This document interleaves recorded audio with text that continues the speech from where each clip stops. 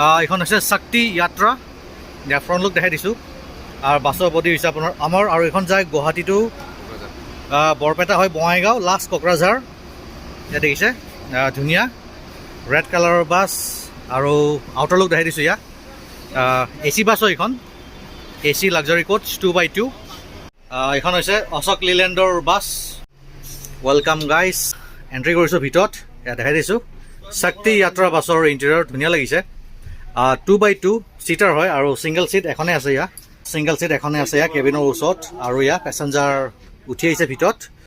আৰু luggage carry কৰিবলৈ ইয়াত স্পেচবোৰ ধুনীয়া, ডাঙৰ লাগেজ কেৰি কৰিব পাৰিব ভিতৰতো।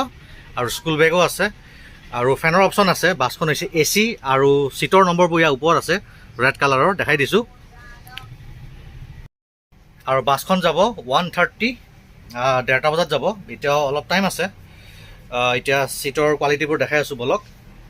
আৰু ছিংগল চিটৰ অপশ্যন এই কেবিনৰ ওচৰত এটা আছে, দেখাই দিছোঁ। বাকী 2x2 হয়। বলকচোন বহি চাওঁ। আপোনাৰ ডাবল চিট, অলপ পৰ্দাটো মেলি দিছোঁ তেতিয়াহে পোহৰ আহিব। এন্ধাৰ হৈ আছে মানে অলপমান। ঠিকে আছে, চিটৰ কোৱালিটিও ভাল, কমফৰ্টেবল হয়। আৰু ইয়াত ফেন লাগি আছে ওচৰতে, AC ফেন দুটাকে পাই যাব। বাকী চাৰ্জিং চকেট আপোনাৰ আছে, ইয়াত চাৰ্জিং পইণ্ট লাগি আছে উইণ্ডোৰ ওচৰতে। বাকী ঠিকে আছে বাৰু।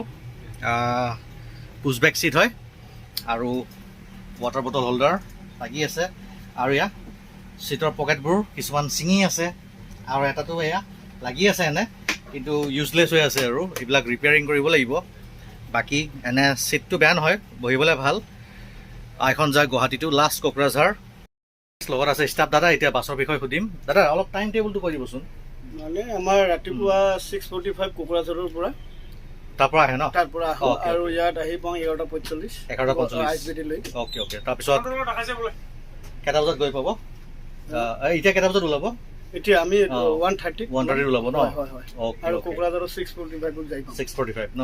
অ'কে। আৰু বঙাইগাঁও কেইটা বজাত গৈ পায়? বঙাইগাঁও 5:40। 5:40। অ'কে। টিকেটৰ দামটো অলপ কৈ দিবচোন দাদা। টিকেটৰ আমাৰ বঙাইগাঁও 300 টকা। অ'কে। আৰু আমাৰ বিজনীলৈকে 250। 250।